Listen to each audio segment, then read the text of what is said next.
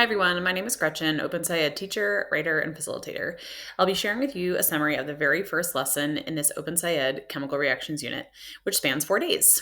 I'll share with you an overview of the lesson, the key moments you should be aware of, and some tips and tricks regarding materials management. Let's get started. Since this is the first lesson of the unit, let's start with what it looks like in a summary format.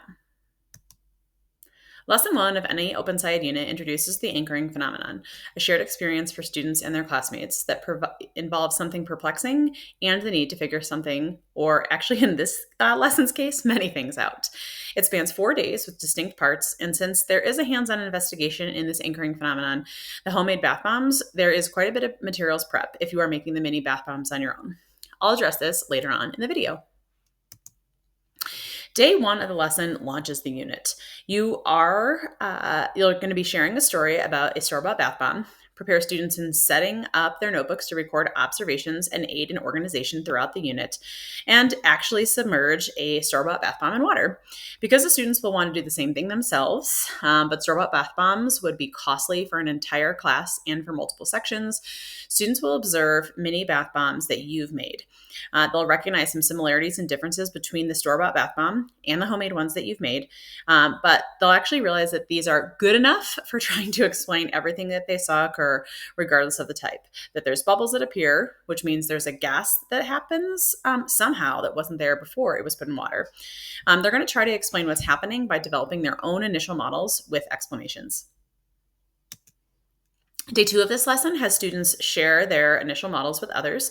And as students share, it's clear that there needs to be a set of expectations or norms around procedures like sharing ideas in the classroom, as well as the myriad number of other things that scientists do, like use lab equipment, share data, and even argue. Students co-construct the norms with you around 4 central themes: being respectful, equitable, committed to their classroom community, and having a desire to move their science thinking forward. From here, students will practice their norms as they work to develop their class's first consensus model around the question, what happens to a bath bomb when you put it in water? Day 3 of this lesson continues to focus on norms and also gets students to realize that the phenomenon they're trying to figure out may happen more often than they think. This unit is more than about bath bombs, folks. I cannot stress this enough. Students are asked to share related phenomena to the bath bomb. Like, is there something that they've seen or experienced before that reminds them of the bath bomb? Like maybe something else bubbled, or was something new that appeared that wasn't there before? Or did something look different after an interaction happened than how it looked beforehand? With all these new possibilities, students generate questions around the bath bomb phenomenon or other related phenomena to develop their class's driving question board. Students ask questions about their initial models or the class consensus that they've developed, and realizing that they actually don't know enough and they don't agree upon much. The last part of the anchoring phenomenon routine is to create a list of possible investigation ideas that the class can do, investigations that help them answer the questions that they and their classmates asked. Students also reflect upon their usage of the norms, as well as begin organizing their notebooks. Okay, that was a lot, but it's going to be really worth it. I cannot stress that. So for those 4 days, I think it's going to be important to know exactly what students should be figuring out. So from day 1, students will figure out that there's gas bubbles that appear when a bath bomb hits water. Day 2 and 3 are going to feel pretty confusing, potentially to both you and your students, as they realize there's a lot of ideas around how the gas bubble appeared.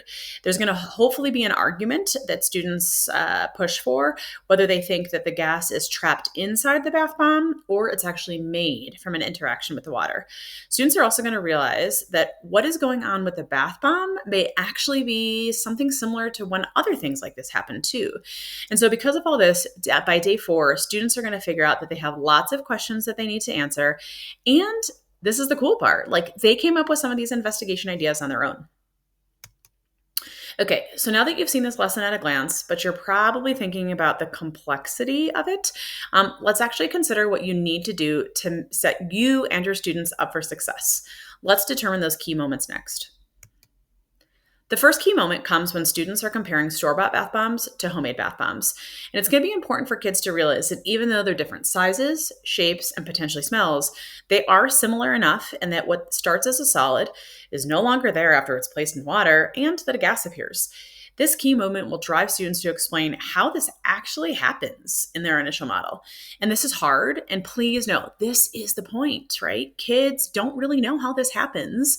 And you want this. That's the whole point of this figuring out process.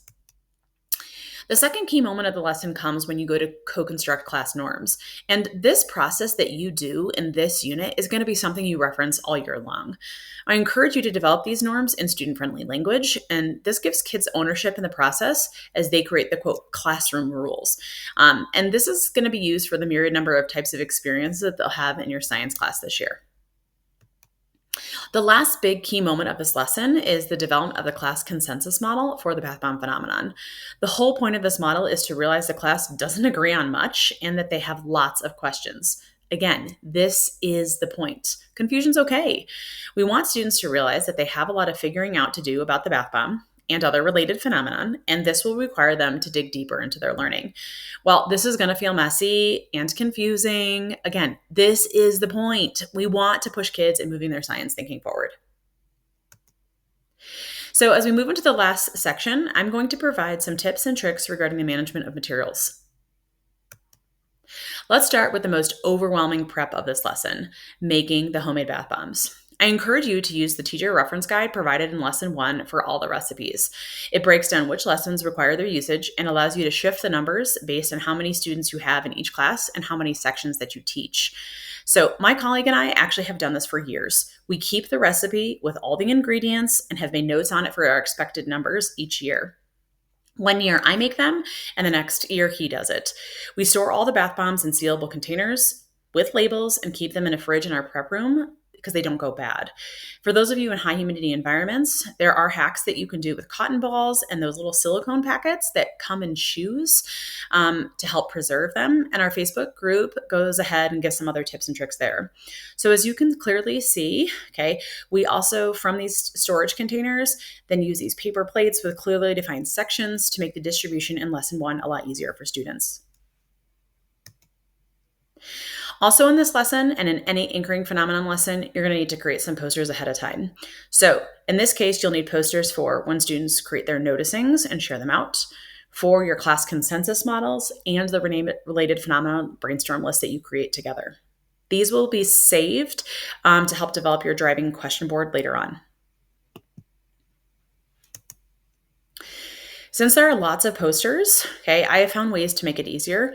So when I create the consensus model template before the lesson, and you can do this at any time, not just the day before, but I keep them stacked on top of each other. So when I go to create them with students in the classroom, as each section is done, I just rip it off and the next one for the next class period is beneath it. For those of you with limited space or no budget for what seems like endless chart paper, and this is me too, I've done it on a whiteboard and take a pic to distribute to kids, or I've even done it under a document camera. So when it comes to making charts that are making lists for like the related phenomenon or for the noticings poster, I just sometimes do them on a whiteboard and I erase it, or even do it on a shared doc. And so if you look at my related phenomenon list here, I've learned this tip where I have all of my class sections out, but when I'm working in a particular class, I use black text. And all the other classes, I make white. And so this way, students don't know what other class periods have said. And when I'm done for the day, I just go back and quickly change all the text to black. So I'm using a digital space that makes it a lot easier for me. Building the driving question board is really important, and it's going to feel a little bit weird to students the first time they do it. I can guarantee you this happens to me every single time. Kids will be like, I don't have any questions. Okay, so here's where my teacher brain is like, you do, kid, because you didn't actually show me that you understand how the phenomenon works in our initial models. So here are some tips that I use. I remind kids all the places that they can generate their questions from our initial models, from our related phenomenon list, and so on and so forth. I also want to let them know that scientists ask testable questions. And so I actually provide language support for students on how to ask good questions. Lastly, I do stress that this unit is not just about bath bombs. And so I actually create images from the related phenomena list to drive students to ask questions about our related phenomena. And I actually require this of students. This makes our DQB way more interesting and not just about bath bombs. When you go to make your DQB, it's also going to be important to reflect upon those norms that you construct with students. And this way, all kids buy into hearing all the questions from their classmates. I explicitly remind them that everyone is going to share a question, everyone's got to listen to everyone as they share, and I provide language supports for kids to be able to make connections between their question and a classmate's.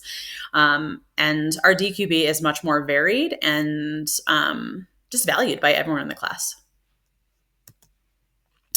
And lastly, as a part of our tips and tricks, even though there's lots of words thrown out there, like dissolving, disintegrating, reacting, melting, kids won't have earned these words yet. And so there's no formal additions made to the word wall here in this lesson.